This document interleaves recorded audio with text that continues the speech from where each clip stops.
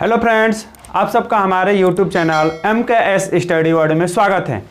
जैसा कि आप लोग देख रहे हैं, आप लोग कक्षा 9 का पहला पाठ देखें, कक्षा 8 का भी, वैसे ही आज हम लोग शुरू करने वाले हैं कक्षा 10 का पहला पाठ। आप लोग कमेंट बॉक्स में लिख दीजिएगा कि आप लोग कौन से क्लास का कौन सा पाठ चाहिए, हम वो भी बना के डाल देंगे, ठीक है। मगर आज शुरू करते हैं कक्षा 10 का पहला पाठ, है ना। और आप लोग भी जो भी आपके भाई या बहन हैं उनको भी उनके यहाँ तक भी ये पाठ पहुँचाने का प्रयास कीजिएगा। और आप लोग ज़्यादा से ज़्यादा वीडियो को अपने मित्रों तक पहुँचाने या शेयर करें, ठीक है। चलिए देखिए, हम लोग शुरू करते हैं पाठ 1 कक्षा 10 का। देखिए, इस पाठ का नाम है यूरोप में राष्ट्रवाद का उदय, है ना। तो देखिए, ये जो है ना पहला पाठ, ये वाला कुछ अलग से नहीं है। जैसे कि आप लोगों ने अगर 9 पढ़ा होगा कक्षा 9 में, तो उसमें क्या था कि ये जो राष्ट्रवाद थी ये सबसे पहले वहीं से उत्पन्न हुआ है जहां से हम लोगों ने कक्षा 9 का पहला पाठ पढ़ा है। कहां से शुरू हुआ था? फ्रांस से। देख लीजिए, इसमें फ्रांस है। ये घटना शुरू कब हुई? 1789। चलिए इसे हम लोग विस्तार से जानते हैं। इससे पहले देखिए, आप लोग हमारे यूट्यूब चैनल को लाइक जो है उसको सब्सक्राइब कर लीजिए। और क्या है ना कि इसको जो हमारा यूट्यूब चैनल है इसे ज़्यादा से ज़्यादा शेयर करें, ठीक है। देखिए, शुरू करते हैं यूरोप में राष्ट्रवाद का उदय। देखिए, जो यूरोप है, यूरोप यानी कि वह एरिया जो हमारे यहाँ से पश्चिम दिशा में पड़ता था, ठीक है, पश्चिम दिशा में पड़ता है। और वहीं पे खास करके राष्ट्रवाद का भावनाएं उत्पन्न हुई थी, ठीक है। यानी कि वह एरिया, यूरोप एक महाद्वीप है, यानी कि वह एरिया या वह महाद्वीप जहां पे राष्ट्रवाद की भावनाएं उत्पन्न हुई थी, वह क्षेत्र कौन सा था? बोलिए, फ्रांस, ठीक है। ऐसा नहीं है कि इससे पहले राष्ट्रवाद का उदय दूसरे क्षेत्रों में नहीं था, मगर सबसे ज्यादा विख्यात हुआ या सबसे ज्यादा लोगों ने समर्थन किया फ्रांस के राष्ट्रवाद का, ठीक है। अब चलिए, हम लोगों का पहला पॉइंट है, जैसे कि आप लोगों को यहां लिखे हैं राष्ट्रवाद, ठीक है। तो राष्ट्रवाद का अर्थ क्या होता है और ये शुरू क्या हुआ था, और उसके बाद से जो भी पॉइंट है आप लोगों को लाइन से एक एक बार बताते चलेंगे। मगर इससे पहले देखिए, ये जो राष्ट्रवाद है इसका मेन कारण था राजतंत्र, है ना। आप लोग जानते हैं ना कि प्रत्येक क्षेत्र में जब राजाओं महाराजाओं का समय था तो उस समय अधिकतर क्षेत्रों में राजतंत्र हुआ करता था, है ना। राजतंत्र मतलब ऐसा एरिया जहां पे एक विशेष व्यक्ति के अंदर सभी शक्तियां निहित हो, यानी कि ऐसा व्यक्ति जिसके अंदर सभी शक्तियां निहित हो, उस क्षेत्र का वह राजा कहलाता है ना। जैसे कि आप लोग अभी देखते हैं, जैसे कि उत्तरी कोरिया, वहां का जो शासक है किम जोंग उन, है ना। तो सभी उसके देश की जितनी भी शक्तियां सब उसी के अंदर निहित हैं। तो इस प्रकार का अगर कोई भी राष्ट्र है तो वह राष्ट्र क्या कहलाता है? राजतंत्र। और राजतंत्र में यह भी कंडीशन होता है कि यह एक क्या होता है? वंशानुगत मतलब राजा का पुत्र ही राजा बनेगा। इस प्रकार के कंडीशन वाले क्षेत्र को हम लोग राजतंत्र बोलते हैं। और हम लोगों का देश कैसा है? बोलिए, लोकतंत्र, है ना। ये वाला पहला हो जाता है राजतंत्र और दूसरा हो जाता है लोकतंत्र, है ना। लोकतंत्र क्या होता है? ऐसा क्षेत्र जहां पे शासन का जो नियम होता है ना, या जो शासन करने वाला जो व्यक्ति होता है वंशानुगत नहीं होता है। वहां पे क्या होता है कि इनमें जो भी व्यक्ति चुना जाता है कुछ निश्चित अवधि के लिए चुना जाता है, फिर उस निश्चित अवधि को पूरा होते ही इस व्यक्ति को बदल दिया जाता है। या ऐसा राष्ट्र जहां पे एक विशेष प्रकार का संविधान लागू होता है, नियम कानून बने होते हैं, उस प्रकार के राष्ट्र को लोकतंत्र में शामिल किया जाता है ना। तो ये वाला व्यवस्थाएं थी। मगर उस समय पूरे जो पृथ्वी था, या आप लोग विश्व मान लीजिए, वहां पे अधिकांश क्षेत्रों में राजतंत्र था। और राजतंत्र में जो राजा हुआ करता था उसमें सभी शक्तियां निहित होती थी। अब ये जो राजा होता था, जो कहता था सभी व्यक्ति को मानना पड़ता था। अगर आप नहीं मानेंगे तो आपको एक निश्चित तरीके से दंड दिया जाएगा, है ना। और वह दंड देने का अधिकार राजा के पास होता था। तो आपको मजबूरन में या बेवश होकर के राजा की बातों को मानना एकदम जरूरी था, है ना। तो इस प्रकार की जो राजाओं द्वारा जो भी परेशानी या जो भी तकलीफें जनता को दी जाती थी, जो जनता राजा से परेशान हो गई थी। और जब परेशान हो गई तो क्या हुआ?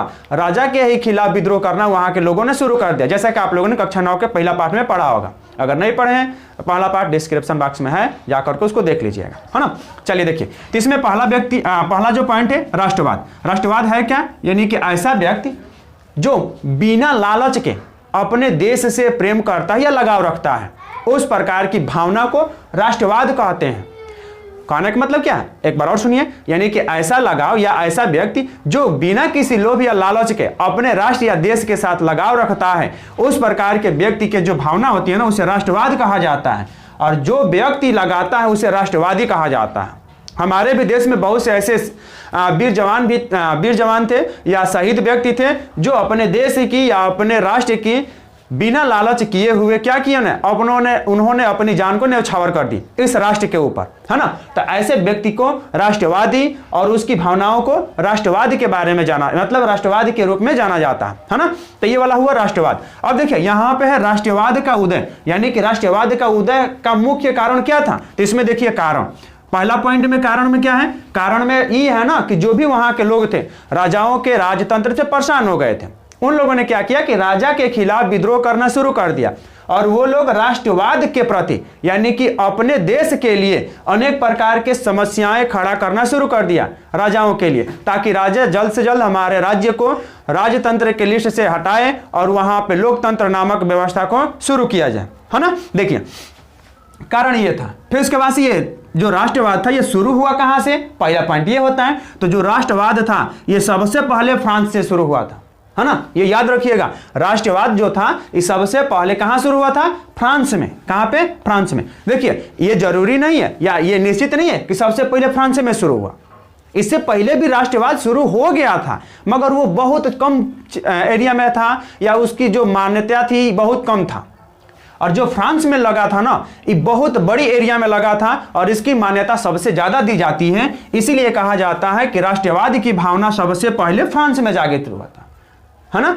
कब शुरू हुआ था, सन 1789 ईस्वी को, है ना। सन 1789 ईस्वी में फ्रांस में राष्ट्रवाद की भावना को जागृत किया गया, है ना। अब देखिए तो इतनी सब पॉइंट आप लोगों को समझ में आ गया होगा। देखिए अब अगला पॉइंट शुरू करते हैं, फ्रांस में राष्ट्रवाद, है ना। राष्ट्रवाद काहे हुआ, कैसे हुआ, किसके खिलाफ किया गया, वहां पे शासक कौन था, इन सब के बारे में। तो देखिए यहां पे पहला पॉइंट है कि फ्रांस में राष्ट्रवाद किसके वजह से, कब हुआ। तो देखिए जो फ्रांस में जो राष्ट्रवाद थी वो 1789 ईस्वी में यह क्रांति के रूप में हुआ था। क्रांति मतलब कि वहां के जितने भी लोग थे उस राजा के, किस राजा के, जो फ्रांस में फिलहाल में शासन कर रहा था, है ना, उसके खिलाफ विद्रोह करना शुरू कर दिया था। और जब विद्रोह करना शुरू किया तो उसे ही 1789 ईस्वी में फ्रांस की क्रांति के नाम से जाना जाता है। और यही पाठ आप लोगों का कक्षा 9 का पहला पाठ में है, आप लोगों ने पढ़ा होगा, ठीक है। अब देखिए फिर उसके बाद से राजा आखिर में कौन था, तो राजा था कौन, ये वाला लुई 16वां। राजा कौन था, लुई 16वां। किस वंश का था, बुर्बो राजवंश का था लुई 16वां, है ना। तो ये पॉइंट एकदम याद रखिएगा। फ्रांस की क्रांति कब हुई थी, सन 1789 ईस्वी में। वो राजा कौन था, तो राजा था लुई 16वां। किस वंश का था, बुर्बो राजवंश का, ठीक है। कैसा व्यक्ति था, तो वो तानाशाह था। कैसा था, तानाशाह। तो वहां के लोगों ने तानाशाही को समाप्त करने के लिए यह क्रांति किया था। अब तानाशाह क्या होता है, तो तानाशाह मतलब कि ऐसा व्यक्ति जो जनता के बारे में न सोचे, वह केवल अपनी सुख समृद्धि और वैभव को बढ़ाने में लगा हो, इस प्रकार के व्यक्ति को तानाशाह बोलते हैं, है ना। यानी कि वो जनता के बारे में बिल्कुल ना सोचे, वो सिर्फ अपनी फिक्र करें और अपनी फिक्र को पूरा करने के लिए जनता के ऊपर अनेक प्रकार के बोझ लाद देते हैं और वह बोझ कर के रूप में होता था। तो इसी प्रकार के था लुई 16वां। आप लोगों ने पहला पाठ पढ़ा होगा, उसमें जो लुई 16वां था वो अनेक प्रकार के कर जनता के ऊपर क्या किया था, बोझ दिया था, जिसके वजह से मजबूरन में फ्रांस की जनता ने लुई 16वां के खिलाफ राष्ट्रवाद की क्रांति क्या की थी, शुरू की थी, ठीक है। तो ये वाला यहां तक पॉइंट आप लोग समझ गए होंगे, ठीक है। अब देखिए अगला पॉइंट, अगला पॉइंट है क्रांति के समय किए गए कार्य, यानी कि जो क्रांति था उस समय कौन कौन से लोगों ने कार्य किया, ठीक है। तो देखिए जो कार्य था, पहला है सामूहिक भावना बढ़ाने का प्रयास।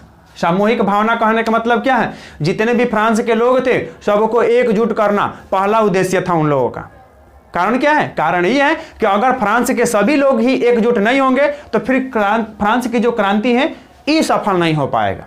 तो पहला उन लोगों का कार्य था कि जितने भी फ्रांस के लोग थे सबके अंदर सामूहिक भावना बढ़ाने का प्रयास किया गया, ताकि सभी लोग राष्ट्रवादी बने, अपने देश से लगाव लगाएं और अपने देश के प्रति अपने अंदर क्या करें, प्रेम जागृत करें, ताकि उनको भी ये लगे कि हाँ हम एक विशेष देश के, एक विशेष क्षेत्र के लोग हैं और हमारा एक विशेष झंडा है या अपना एक विशेष पहचान है, ठीक है। तो अपनी पहचान के लिए लोगों के अंदर इस प्रकार के राष्ट्रीय भावना जगाना शुरू किया गया।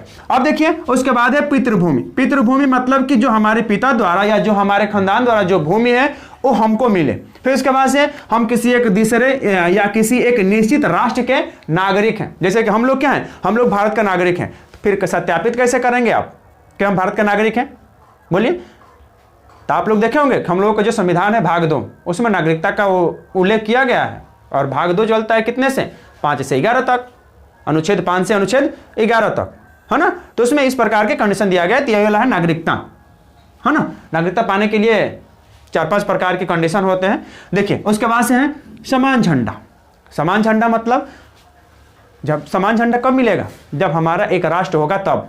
जैसा कि आप लोगों ने देखा था कि जब भारत के ऊपर अंग्रेजों का अधिकार था, जब हम लोग अंग्रेजों के गुलाम थे, तो क्या हमारा कोई विशेष झंडा हुआ करता था? नहीं। और जब हमारे देश के अंदर जब अनेक प्रकार के जो मुगल थे या सल्तनत काल चल रहा था, तो क्या भारत का कोई झंडा था? नहीं था। उसी प्रकार से फ्रांस का भी कोई निश्चित पहचान नहीं थी, वहाँ पे किसी प्रकार के एक अपना झंडा नहीं हुआ करता था। तो फ्रांस के लोगों के अंदर ये लगा ना कि हम सभी के लिए एक समान झंडा होना एकदम जरूरी था। हम लोगों के लिए अपने देश में नागरिकता पाना एकदम जरूरी था। हमारी जो संपत्ति है वो हमको मिलना जरूरी है, और हमारे सभी फ्रांसीसियों के अंदर सामूहिक भावना बढ़ाना भी जरूरी था। तो ये शुरू हुआ था फ्रांस के क्रांति के समय किया गया महत्वपूर्ण कार्य थे। ठीक है, तो आज के लिए इतना ही रखते हैं। अगला पार्ट जो होगा आप लोगों का अगले वीडियो में प्रोवाइड कर दिया जाएगा। और आप लोगों को यह वीडियो अगर अच्छा लग रहा है तो आप लोग इसे लाइक, कमेंट्स और शेयर करना ना भूलें। ठीक है, तो आज के लिए इतना ही रखते हैं। और आप लोगों को जो भी परेशानी या जो भी समस्या आप लोग कमेंट बॉक्स में लिख करके और हमारे यहाँ तक पहुँचाने का प्रयास करें। और आप लोगों को अगर लगता है कि हम लोगों को पिछले वीडियो भी चाहिए कक्षा जो भी हैं कक्षाएँ की, तो आप लोग भी कमेंट बॉक्स में उसको भी लिख करके हमारे यहाँ भेजना ना भूलें। ठीक है, तो आज के लिए इतना ही। जय हिंद।